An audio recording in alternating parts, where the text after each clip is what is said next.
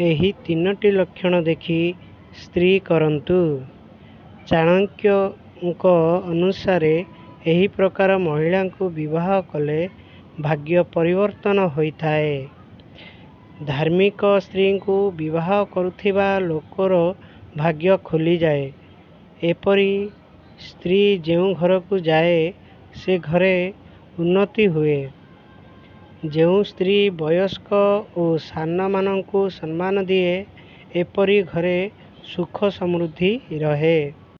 ଶାନ୍ତ ସ୍ୱଭାବର ସ୍ତ୍ରୀଙ୍କୁ ବିବାହ କରୁଥିବା ପୁରୁଷ ଜୀବନରେ ବହୁତ ସଫଳ ହୁଅନ୍ତି। ସେ ପଦୋନ୍ନତି କରି ଚାଲନ୍ତି।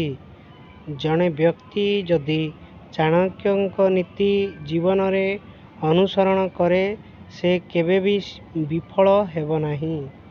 ଜୟ ଜଗନ୍ନାଥ ସ୍ୱାମୀ ନୟନ ପଥଗାମୀ ଭବ ତୁମେ।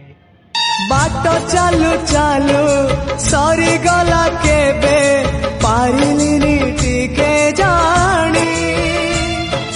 କହିବାକୁ ଥିଲା କେତେ କଥା ବନ୍ଧୁ ବାକି ରହିଗଲା ପୁଣି। ତମ କଥା ବନ୍ଧୁ ମନେ ପଡ଼ିଗଲା ଜୀବନଟା ଯାଉ